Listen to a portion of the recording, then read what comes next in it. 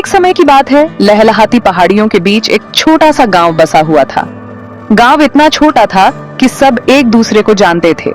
जिंदगी सरल थी, प्रकृति के साथ साथ चलती थी। गांव के बीचों बीच एक बहुत बड़ा पेड़ था। यह विशाल पेड़ अपनी लंबी पतली बाहों जैसी शाखाओं को आकाश की ओर फैलाए हुए था। गांव वाले इसे दादाजी का पेड़ कहते थे। यह सदियों से वहां खड़ा था, जीवन की पीढ़ियों का एक मूक गवाह। इसकी छाल खुरदरी और गांठदार थी, जो इसकी उम्र का प्रमाण देती थी। इस पेड़ ने अनगिनत मौसम देखे थे।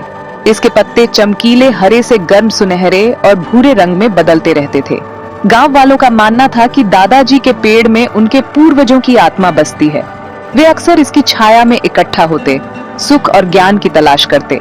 यह पेड़ उनके इतिहास, उनकी पहचान और जमीन से उनके जुड़ाव का प्रतीक था। दादाजी के पेड़ ने सब कुछ देखा था। इसने शादियां और जन्म देखे थे, हंसी और आंसू देखे थे। इसने थके हुए यात्रियों को छाया और खेलने वाले बच्चों को आश्रय दिया था। इसकी शाखाएं गांव के त्योहारों की लय में झूमती थीं। इसके पत्ते प्राचीन कहानियों की फुसफुसाहट की तरह सरसराते थे।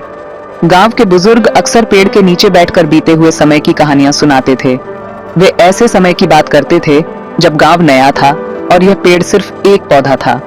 वे बहादुरी, प्यार और अपने लोगों की अदम्य भावना की कहानियां सुनाते थे। बच्चे बड़ी बड़ी आंखों से आश्चर्य से सुनते थे। उनकी कल्पनाएं दौड़ती रहती थीं। दादाजी का पेड़ उनके लिए सिर्फ एक पेड़ से बढ़कर था। यह एक जीवंत किंवदंती थी, बहुत पहले बीते हुए समय का एक द्वार। दादाजी के पेड़ में लोगों को खुद से बड़ा कुछ महसूस कराने की क्षमता थी। यह निरंतरता का प्रतीक था। एक याद दिलाता था कि मुश्किलों का सामना करने पर भी जिंदगी चलती रहती है। गांव वाले पेड़ का बहुत सम्मान करते थे, प्रार्थना करते थे और इसकी आत्मा का सम्मान करने के लिए अनुष्ठान करते थे। उनका मानना था कि यह पेड़ उनके लिए सौभाग्य लाता है। वे इसकी शाखाओं पर रंगीन रिबन बांधते थे, स्वास्थ्य, खुशी और समृद्धि की कामना करते थे। यह पेड़ एक मूक रक्षक था, जो गांव और उसके लोगों की देखभाल करता था। लेकिन समय के साथ दादाजी के पेड़ में एक बदलाव आने लगा। इसके पत्ते, जो कभी इतने जीवंत थे, मुरझाने लगे और गिरने लगे।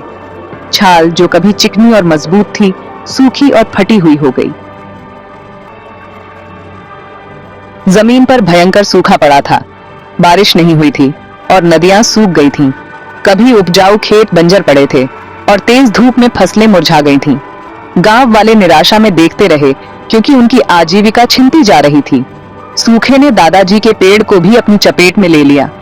इसकी जड़ें, जो कभी धरती में गहराई तक धंसी हुई थीं, नमी खोजने के लिए संघर्ष कर रही थीं। पेड़ की कभी जीवंत ऊर्जा फीकी पड़ने लगी और इसके पत्ते भूरे और कुरकुरे हो गए। गांव वालों ने अपने प्यारे पेड़ को बचाने के लिए हर संभव कोशिश की। उन्होंने इसकी जड़ों पर कीमती पानी की बाल्टियां डाली, इसकी प्यास बुझाने की उम्मीद में। उन्होंने बारिश के लिए प्रार्थना की। उनकी आवाजें सूखी हवा में गूंज रही थीं। लेकिन उनके प्रयास व्यर्थ थे। सूखा लगातार बना रहा और दादाजी का पेड़ कमजोर होता चला गया। एक एक करके इसकी शाखाएं झुकने लगीं, जैसे दुख से भरी बाहें। गांव वाले निराशा में देखते रहे, क्योंकि उनके गांव का प्रतीक धीरे धीरे सूखे की चपेट में आ गया। जिस दिन दादाजी का पेड़ आखिरकार मर गया, वह दिन गांव में शोक का दिन था। गांव वाले पेड़ के चारों ओर इकट्ठा हो गए। उनके चेहरे पर दुहक था। उन्होंने इसकी खुरदरी छाल को छुआ, कृतज्ञता और विदाई के शब्द कहे। बच्चे, जो पेड़ की छाया में खेले थे, खुलकर रोए।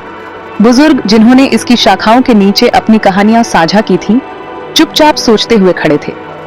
दादाजी के पेड़ के जाने से उनके दिलों में एक खालीपन आ गया, एक ऐसी शून्यता जिसे शब्दों में बयां नहीं किया जा सकता था।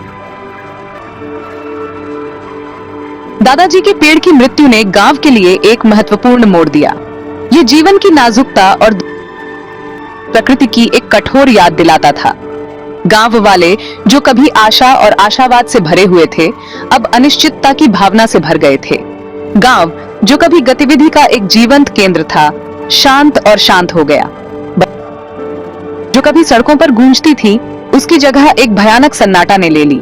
गांव वाले सूखे और अपने प्यारे पेड़ के नुकसान से उनकी आत्मा टूट गई, अपने घरों में चले गए। समुदाय की कभी मजबूत भावना कमजोर पड़ने लगी। गांव वाले अपनी अपनी डूबे हुए एक दूसरे से दूर हो गए। साझा रीति रिवाज और परंपराएं जो कभी उन्हें एक साथ जोड़ती थीं, अब दूर और अर्थहीन लगती थीं। एक दिन अन्या नाम की एक जवान लड़की मरे हुए दादाजी के पेड़ के पास खेल रही थी। उसने कभी भी पेड़ के बिना गांव को नहीं जाना था, फिर भी उसने अपनी दादी से इसकी भव्यता के बारे में अनगिनत कहानियां सुनी थी। जैसे ही वह वहां बैठी थी, सोच में डूबी हुई थी, उसने कुछ अजीब देखा। सूखे हुए तने के आधार से एक छोटा सा अंकुर निकला था। यह एक नाजुक हरा अंकुर था जो सूखी फटी हुई धरती से अपना रास्ता बना रहा था। अन्या का दिल तेज हो गया। क्या यह हो सकता है? क्या दादाजी का पेड़ वापस जीवन में आने की कोशिश कर रहा था? वह दौड़कर गांव के कुएं के पास गई और अपना छोटा मिट्टी का बर्तन पानी से भर लिया। कांपते हाथों से उसने धीरे से नाजुक अंकुर पर पानी डाला। अंकुर की खबर जंगल की आग की तरह पूरे गांव में फैल गई। गांव वाले, जिन्होंने सारी उम्मीद खो दी थी, इसे अपनी आंखों से देखने के लिए टूट पड़े और जैसे ही उन्होंने छोटे से अंकुर को देखा, उनके दिलों में उम्मीद की एक किरण जग गई। गांव वाले एक साथ आ गए। यह दृढ़ संकल्प लिया कि वे अंकुर का पालन पोषण करेंगे और इसे जीवित रहने का सबसे अच्छा मौका देंगे। वे बारी बारी से इसे पानी पिलाते थे, इसे कड़ी धूप से बचाते थे और इसे जानवरों से बचाते थे। जैसे जैसे दिन हफ्तों में बदलते गए, अंकुर लंबा और मजबूत होता गया। यह ऐसा था जैसे दादाजी के पेड़ की आत्मा उस छोटे से पौधे में रहती हो, जो गांव वालों के प्यार और देखभाल से ताकत ले रही हो। साल बीत गए और वह छोटा सा अंकुर एक युवा तेजस्वी पेड़ में विकसित हो गया। यह दादाजी के पेड़ जैसा नहीं था, अभी तक नहीं, लेकिन यह आशा का प्रतीक था, प्रकृति के लचीलेपन का प्रमाण था और गांव वालों की अदम्य भावना का प्रमाण था। गांव वाले इसकी छाया में इकट्ठा होते रहे, कहानियां और हंसी साझा करते रहे।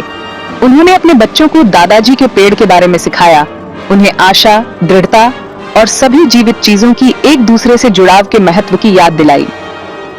नया पेड़ गांव के लिए एक नए अध्याय का प्रतीक बन गया, जो आशा, लचीलापन और एक उज्जवल भविष्य के वादे से भरा अध्याय था। हो सकता है कि दादाजी का पेड़ चला गया हो, लेकिन इसकी विरासत आने वाली